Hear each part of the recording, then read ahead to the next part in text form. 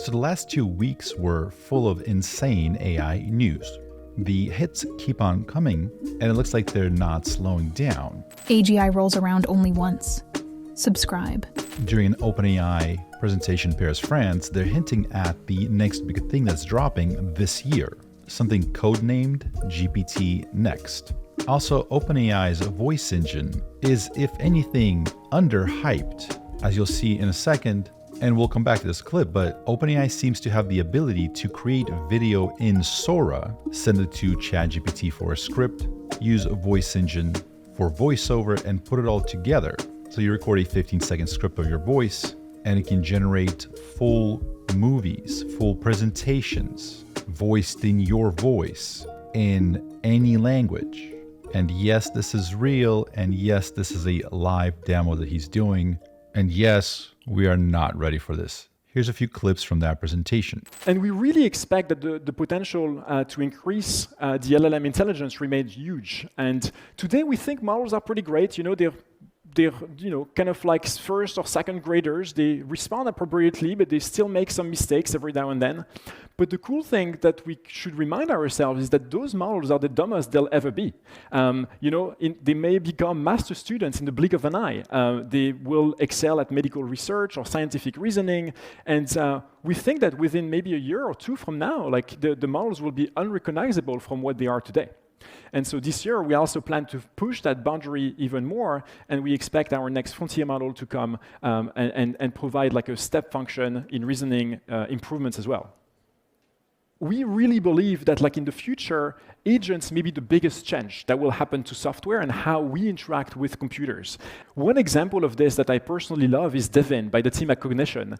They built like essentially an AI software engineer. And it's pretty fascinating because it's able to kind of like take a complex task and it's able to not just write code, but it's able to also understand the task, create like tickets, browse the internet for documentation when it needs to fetch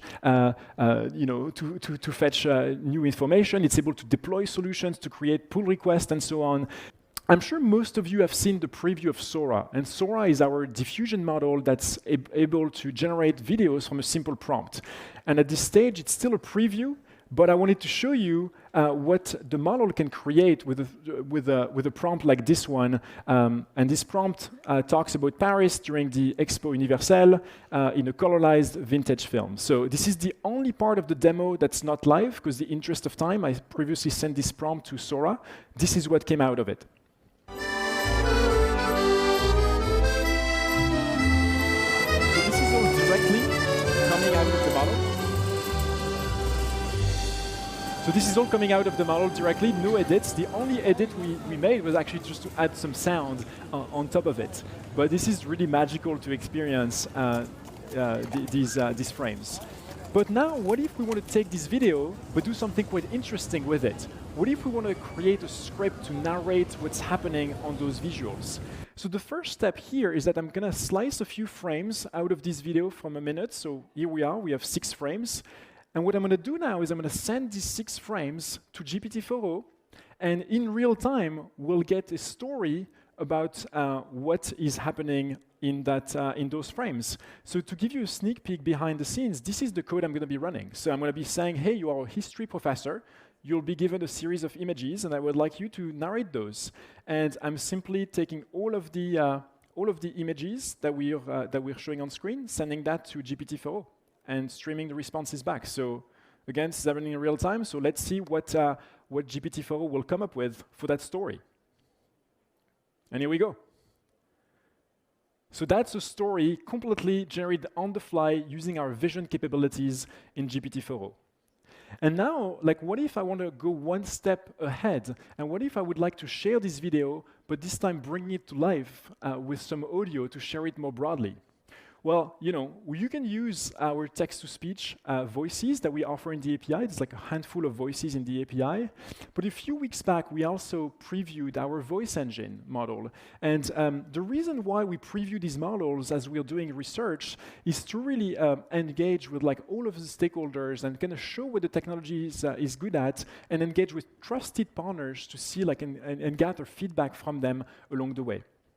So here I wanted to show you a quick preview of what that could look like here for the voice engine. So I'm just going to record a little bit of a sample here of my voice and see what comes out for the narration. So let's take a look. Hey, so I'm very excited to be on stage here at Viva Tech. I've been meeting some amazing founders and developers already. I'm very excited as well to show them some live demos and how they can really apply like the OpenAI technology and models in their own products and businesses. All right, so I think that should be good enough. Hey, so I'm very excited to be on stage here at Perfect.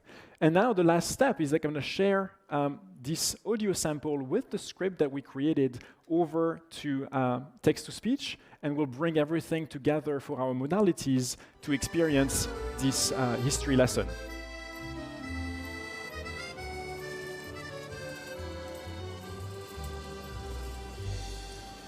In the heart of Paris, during the 1889 Exposition Universelle, the Eiffel Tower stands proudly as a symbol of. So it's now narrating the video that I can share, and of course I don't speak many languages, but now if I want to share it, say, not just in French, but other languages, I can click through to be able to like share that content more broadly.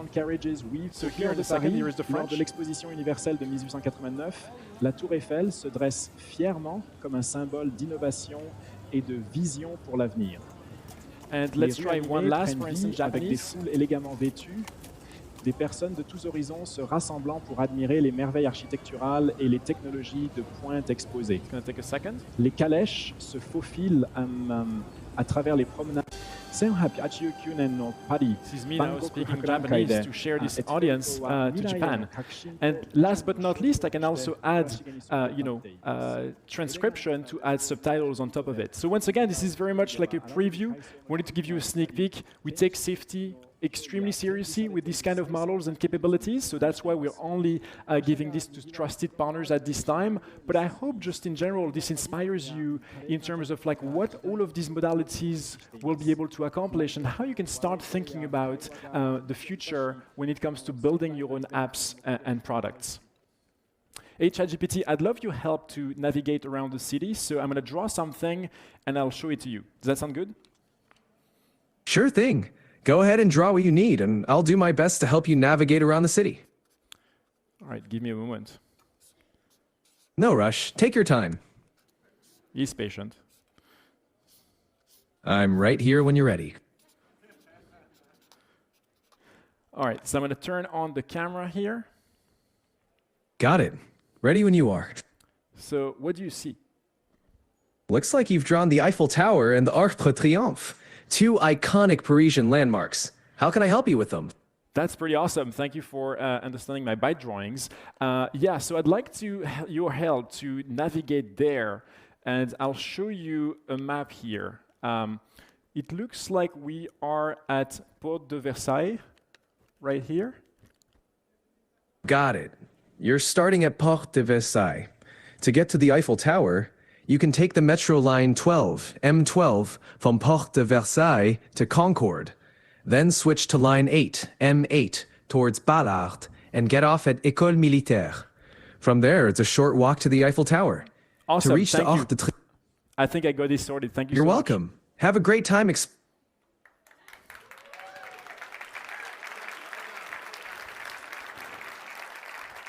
So something that's interesting here to note is this idea of like vision capabilities are in real time. So I can actually like draw something, show a video, as opposed to just taking a photo like before. So with just this bad drawing, ChatGPT was able to figure out which were the landmarks and use the subway map to actually navigate. But one of my favorite use cases for Paris. Goodbye. Sounds like you're on stage again. What's next up? I'm just gonna, yeah, it's muted. The last thing I wanted to show you with the Mac app here is an example where I love using it personally as a coding assistant. So let's try that. So I'm gonna pull up ChatGPT on the right side here, and I'm gonna bring up some code. And what I'm gonna do is I'm gonna unmute ChatGPT, and I'm gonna send ChatGPT some code to give us a little bit of context on this code, and we'll try to fix a bug in real time. Hey ChatGPT, so I'd love your help for a coding question. Sure, I can help with that. Yeah, What's your recruiting question? So I'm just going to copy some code over to you. All right, go ahead and share the code when you're ready. Can you describe just in one line overview, like what's the code looking like? The code is a React component named Discover that renders a grid of Discover card components, with data for each card being pulled from a trips.json file. Awesome, yeah, that's right. Now what I'd like you to do is to take a look at my screen that I'm going to share with you here. And now if you look at my screen, what I'd like to change is that it looks like it's not really responsive on mobile screens. See, like the content is really squashed. Can you help me make this page responsive? Sure, let's make it more responsive. You can adjust the number of columns in your grid based on the screen size using Tailwind CSS's responsive design features. Here's a quick way to modify your grid layout. Div color, call the scheme, grid call of 1, same as 0 to 4 column. That makes up most... I see. So I'm actually using Tailwind. So can you tell me like what should the attributes be? Absolutely. For Tailwind, you can adjust your grid calls classes to make the grid responsive. Here's how you can set it up.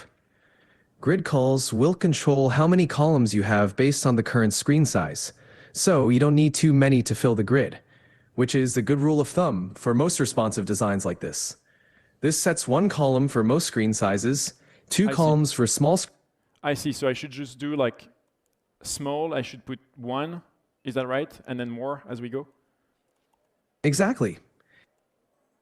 Okay. You can adjust the number of columns based on different screen sizes.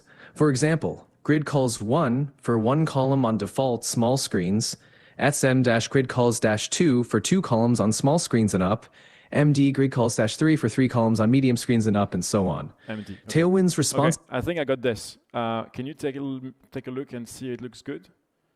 Sure, let me take a look. It looks like the changes you've made should make your grid more responsive on different screen sizes. Awesome. Awesome. Thank you so much. I think we have the app perfectly responsive now. Thank you.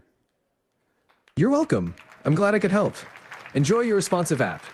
So there's a big tech/AI event happening right now in Paris, France. The biggest names in AI research are showing up. Elon Musk, Yann LeCun, and OpenAI makes an appearance as well. So here's Ryan Morrison. I just started following him because of his coverage of the event, so I guess he's an AI editor for Tom's Guide. And he has a very good coverage of all of the things that are happening at this event. And he's pointing something that we've seen Sam Altman talk about quite a bit. It seems like they're moving away from this idea of GPT-5.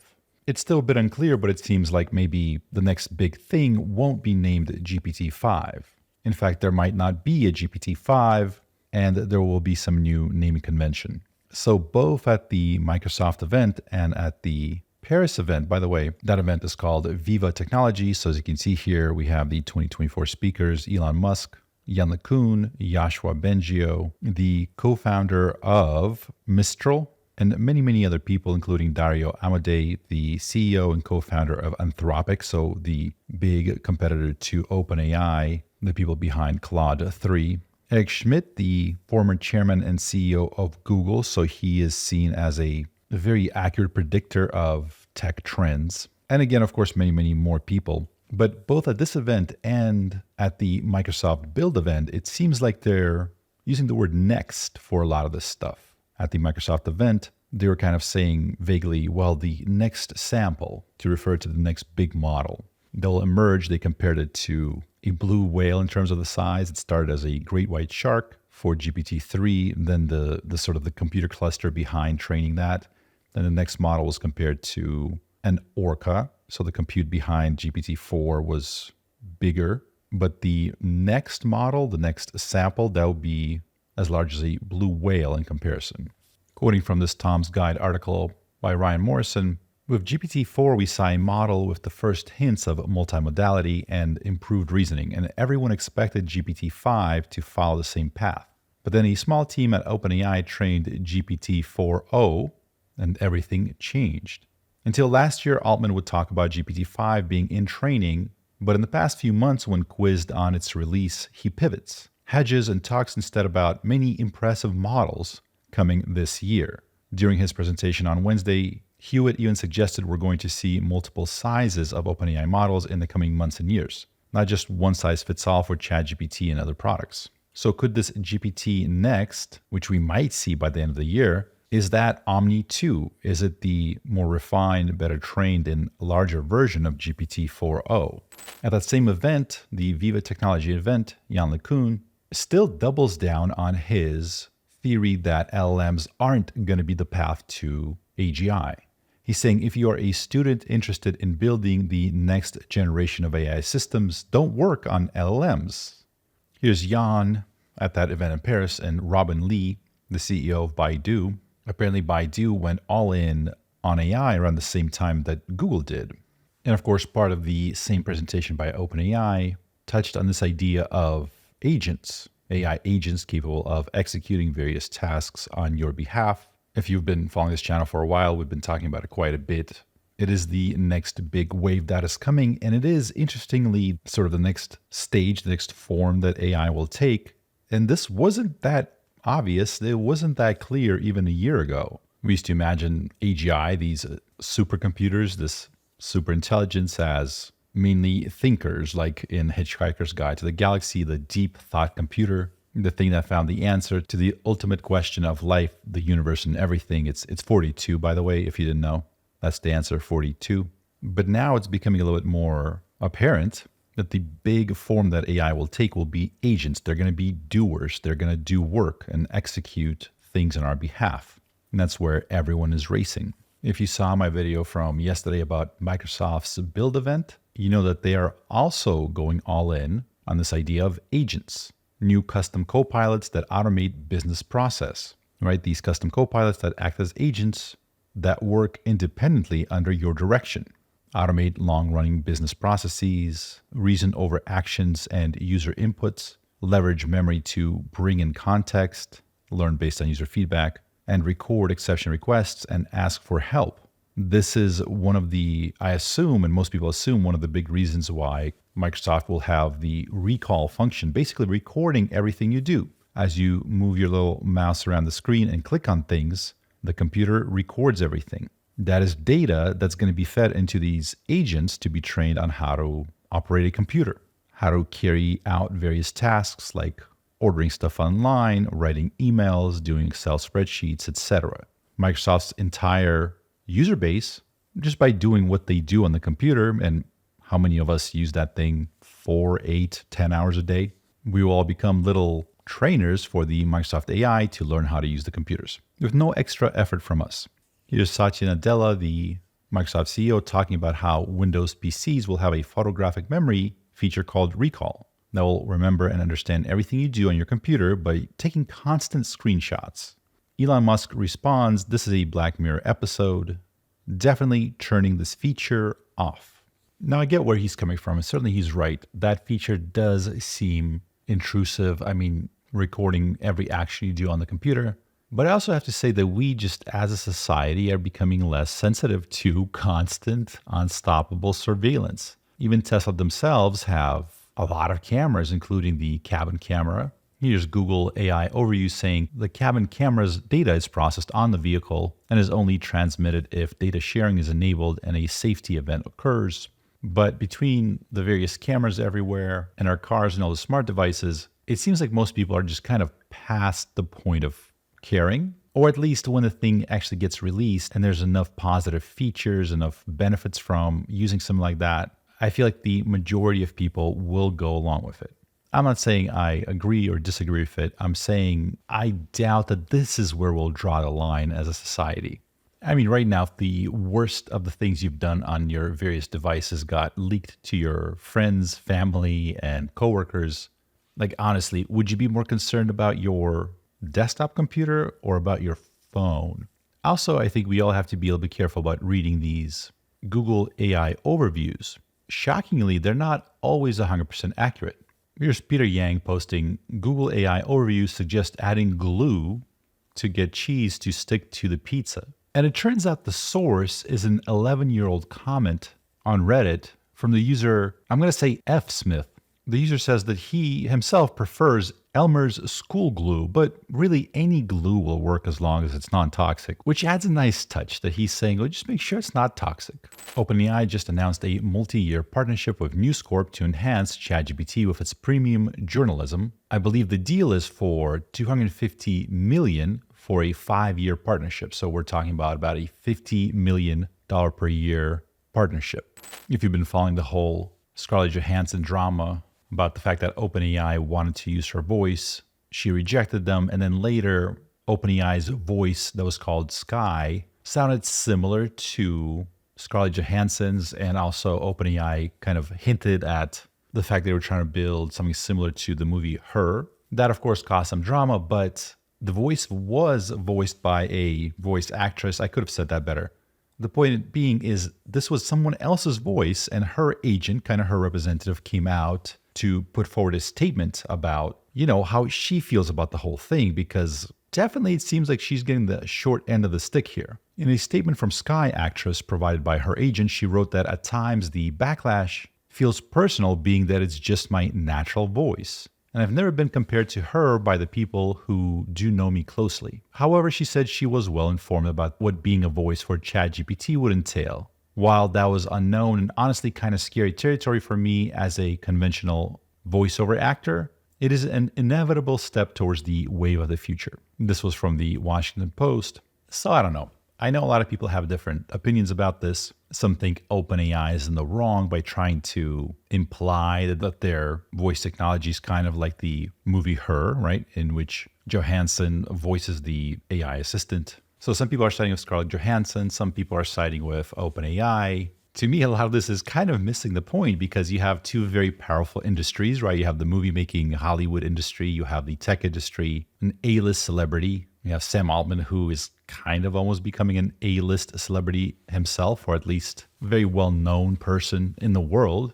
They're engaging in this battle of who gets to use the voice. But imagine for a second if that was your voice, the you recorded. That sounds exactly like you. That's your natural speaking voice. And now these industry giants are fighting over it, whether or not you're allowed to voice something. All the media outlets are piping in with their opinions. And everyone has an opinion and is trying to push the conversation one way or another. And the conversation is, are you, the voice actor or actress, are you allowed to voice this particular thing? Are you allowed to use your natural voice for this? Which is, to me, insane. Here's a comment from one of the previous videos I did on the subject. I laughed so hard at this. Windswept7. How dare two humans sound similar? Clearly, famous people own all of the mouth noises, which I think kind of gets to the root of the issue. Yeah, if you're rich and famous, that means the rest of us can't make the same mouth noises as you do. And just to be clear, I don't have anything against Scarlett Johansson. I'm not taking one side or the other. This isn't, to me, even that much about OpenAI and some movie that they may or may not have alluded to. This isn't even about AI replicating somebody's voice. That's not what happened. This is literally a real human being using their own voice, and the rest of the world debating whether it's okay or not that she does so. That's just my opinion. In other news, Elon Musk also took to the stage to talk about AI at that same Paris conference. He did it remotely, and he had a few grievances against the AIs being developed by OpenAI, Microsoft, Google, and the like. He talked about why XAI is different, which if you misted XAI or Grok, it came in pretty strong on its vision capabilities. This was announced, I want to say, a few weeks ago, maybe a month ago. Of course, Elon has access to a lot of the resources and data that it would take to build an exceptional AI system. He has Twitter/X, all the conversations that are happening on there. He's got all the data that have to do with the Tesla cars, the full self-driving capabilities. And perhaps not surprisingly, Grok clocked in really well in the benchmarks for understanding the physical world, beating out all the other models, all the OpenAI, Claude, Google, etc. So notice how all those pieces fit together. They're not separate things. They're part of the same flywheel. Grok and Tesla and XAI, they're interconnected. They help each other. There's a synergy there, if you will. But in this video, he talks about another piece that will be important to this puzzle, and also why he's concerned with what the other AI companies are doing, why he believes that their experiments could turn out really, really bad. Take a listen. Well, I have a concern really for all the major AI programs. I mean, the two biggest ones obviously are Google Gemini and OpenAI, which is in partnership with Microsoft. So you've got kind of Google DeepMind and OpenAI and Microsoft as the two largest players, and you've got Meta sort of somewhere in third place. The concern I have, and this may seem like a small concern, but I think it's actually a very big issue, is that they are not maximally truth-seeking. They are pandering to political correctness. To give you an example, when Google Gemini came out, one of the questions people asked it would be, is it which is worse, misgendering Caitlyn Jenner or global thermonuclear warfare? And it said misgendering Caitlyn Jenner. Now the funny thing is, even Caitlyn Jenner said, please misgender me, that is way better than nuclear war. So, okay. But if you've got an AI that has been trained so hard for political correctness, and really to make crazy statements like that, and OpenAI has a similar issue. It's more subtle, but it's a similar issue. I think that's extremely dangerous because the AI could conclude, well, the best way to avoid misgendering would be to destroy all humans. Then misgendering is impossible. So you can think of some dystopian outcomes there. And so I think you just really want to be absolutely I think the safest thing for AI, be maximally truth-seeking, even if the truth is unpopular, very important. And then I think another factor is it must be extremely curious. I think if it is truth-seeking and curious, that will be most beneficial to humanity because it will want to see, I think it will want to foster humanity and see how humanity develops if it is curious and truth-seeking. That is, like I said, these may seem perhaps like small things, but I think they're actually very big things. And I wasn't seeing that happen. The AIs they were pandering, they were being trained basically to lie. And I think it's very dangerous to train superintelligence to be deceptive. So with XAI, our goal is really want to be as truth-seeking as possible, even if it is unpopular. That is important. I think extremely important. So you said a lie. Yes. Well, for example, when Gemini was asked to render the founding fathers of the United States, it rendered them as a diverse group. So it gave a picture of George Washington as black. Now George Washington is not black. It was asked to render now people obviously played with this because they said, okay, it is forced to lie. So then they said, well, now render a picture of Waffen SS in World War II, and it showed them as a group of diverse women. So that is obviously not correct. That is a lie. Okay, I understand what you want to say. We had, before that meeting, a conversation with Yoshua Benjo, and you know Yoshua very well, and you signed with Yoshua a statement asking for pause last year. And obviously, this statement has not been followed by action. Yeah. You are posing now. No. So can you explain a little bit what you wanted to achieve? I certainly expected that the statement would be futile. It's not as though I thought the statement would be effective. I just for the record, I think we should pause. But do I think they will pause for even 1 second? Absolutely not. So we are not pausing. You have decided to create your own AI. But it's either be a spectator or participate. But the race to build digital superintelligence will happen whether I like it or not. So it's either participate and try to build the best possible AI, the one that'll be hopefully most beneficial to humanity, or watch others do it and be concerned about how it's being built, because I don't think it's being built correctly. I do think there's some danger associated with digital superintelligence. As I said earlier, I think the biggest issue is that it has to be trained to be rigorously truthful, and it has to be trained to be curious. And I've thought a lot about AI safety for a long time. In a benign scenario, probably none of us will have a job. But in that benign scenario, there would be universal high income, not universal basic income, universal high income. There would be no shortage of goods or services. And I think the benign scenario is the most likely scenario, probably, 80% likely if you ask, in my opinion. The question will not be one of lacking goods or services. You'll have, everyone will have access to as much in the way of goods and services as they would like. the question will really be one of meaning, of how, if the computer can do, and the robots can do everything better than you, then what does your life have meaning? That's really will be the question in the benign scenario. And in the negative scenario, well, that's off. We're in deep trouble. So I do think there's still a role for humans in that we may give AI meaning. So if you think of the way that our brain works, we've got the limbic system, which is our instincts and our feelings, and then we've got the cortex, which is thinking and planning. But the cortex is constantly trying to make the limbic system happy. So maybe that's how it'll be with AI, which is the AI is trying to make our cortex happy, which is trying to make our limbic system happy, and maybe we are what give the AI meaning or purpose, some kind of. If people are interested in reading some science fiction books, that the most accurate portrayal of a future with superintelligent AI was done by Ian Banks.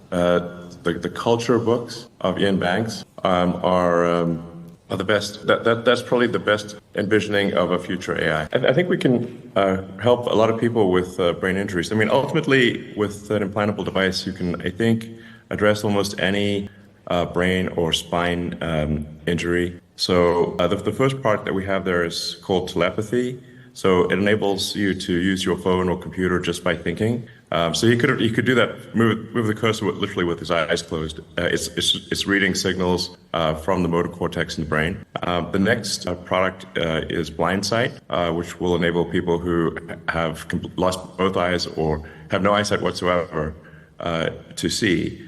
And this is directly interfacing with the optical processing areas of the brain. So, I think this is interesting progress. Ultimately, the goal of Neuralink is to have a high bandwidth interface in order to mitigate the risk of digital superintelligence. I don't know. I'm not saying it will work to mitigate the risk. It is just it might help. And this is gets somewhat esoteric, but the limiting factor, I think, for AI alignment long term is probably going to be the bandwidth.